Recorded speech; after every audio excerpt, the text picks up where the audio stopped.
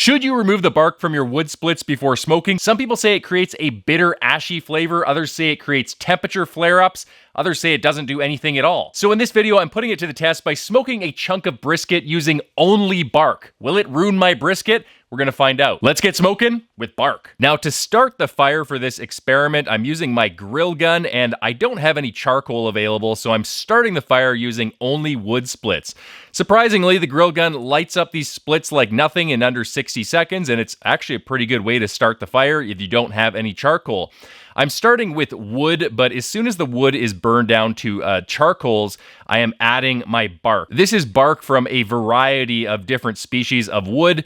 There's some cherry wood bark in here, there's some yellow birch wood bark in here, and there's even a little bit of oak wood bark in here. Now, the brisket I'm using is slightly smaller than normal. I'm just using a chunk of brisket because I don't want to ruin a whole packer brisket if this turns out really bad and it turns out that smoking with only bark is not a good idea and is going to ruin my brisket. And the rub I'm using is just salt and pepper. I'm keeping it really simple so that when I taste it, I can taste if there's any off flavors really easily. Now, I'm placing the brisket chunk on my Oklahoma Joe's offset, and I'm running all bark for this fire. I'd tell you guys a temperature that I was trying to run at. I usually try to run at 225 to 250 during the early stage of a brisket cook, but that would kind of be a lie because my temperatures were all over the place. The temperature flare-ups with bark is definitely real. As I added bark, the temperature would flare up to around 325 degrees Fahrenheit as all of that bark with a ton of surface area lit on fire.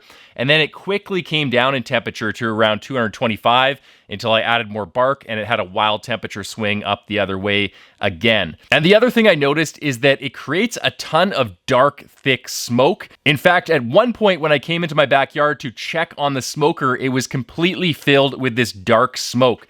And it was choking out the entire area of my backyard and going into my neighbor's yard. So I was really worried that my brisket was gonna turn out really nasty because this smoke did not look good. I want to take a minute to thank Zbiotics for sponsoring this video. I like to have a few drinks by the smoker on the weekend, but still feel refreshed when Monday comes around. Zbiotics helps me do this by breaking down the alcohol byproduct responsible for rough mornings after drinking. So if you're the kind of person that enjoys drinks with friends or wants to unwind by the smoker and still have a full day planned tomorrow, Zbiotics is perfect for you. One Zbiotics before you start drinking is all you need to enjoy your night or day and still look forward to tomorrow. I've been taking Zbiotics for a while now, and it's had a major impact on my normal routine. What I find is it takes that extra layer of fatigue and grogginess away the next morning, so I feel like I'm waking up just like on a regular day with no reminders that I've had a few drinks the night before. How does it work? Well, when you drink, a toxic byproduct of alcohol builds up in your unprepared gut. It's this byproduct, not dehydration, that causes you to feel terrible the day after drinking.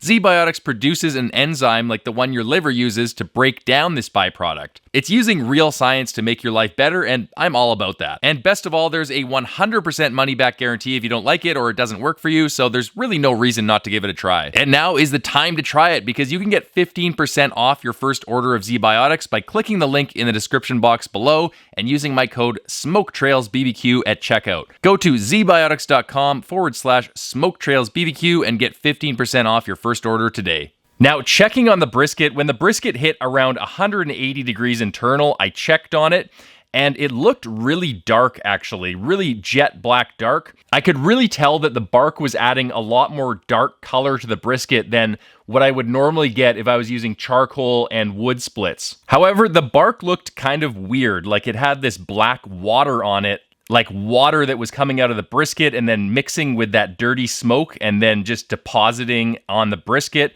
and it just didn't look very good. So nevertheless, I decided to take it off the smoker and wrap it in tallow-soaked butcher paper. I then transferred it into a pan and I held it in my Masterbuilt electric smoker at 150 overnight, the way I would normally cook my briskets. And then the next morning, I got ready to slice into it. All right, here we go. Let's open this up.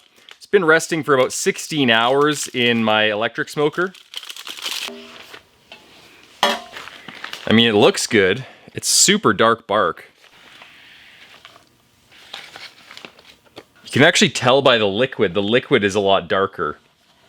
It looks like it's picked up a lot of, I mean, what I can only imagine is dirty smoke.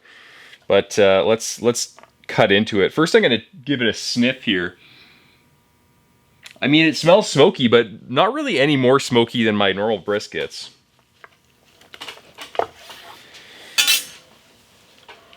There it is. Looks pretty juicy. Let's take a slice out of this guy. Oh, that was kind of a crappy one. Let's take another slice. There we go. It doesn't smell super smoky. To be honest, I don't even really taste the smoke that much. There's no bitter taste. I can definitely taste the smoke. It's not even overpowering though. I'm gonna take another slice.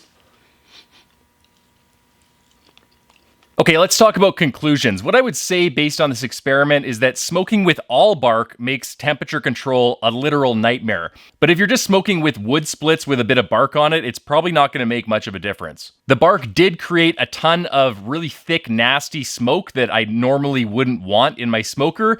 But if you just have a little bit of bark, again, on your wood splits, it's probably not going to be that bad. It also deposited this kind of ashy black liquid on the brisket, so that was kind of concerning, but I think in smaller quantities, if you had bark on your splits, that might actually be beneficial because it might add some extra darkness to your brisket and help you get that really dark brisket before you wrap it. And finally, to me, it didn't really have any perceivable difference in terms of taste. I couldn't taste any ashy or bitter or acrid flavors on it. This was a shorter cook, obviously. It was only about 5 hours because it was a small brisket, and it would depend on the species of the bark, the amount of bark on your splits. It would probably depend on how long you smoke it for as well. But I would say based on this experiment, if you just have a little bit of bark on your splits, it's probably not going to make a big difference in terms of taste, and it might actually add some additional dark color to your brisket and help you get the brisket a lot darker, a lot faster. But those were my findings. I'd be interested in hearing from you guys what your experience smoking with bark on your wood splits is like. Does it create those ashy, acrid, bitter flavors? Does it help darken the bark? Let me know in the comment section below. And if you guys want to talk all things brisket and barbecue related, consider joining my Patreon page. I'll link it in the description section below. Awesome little community there where you can get instant access to me on our Discord chat server, and we're always having a good time. See you in the next video, guys, and happy smoking.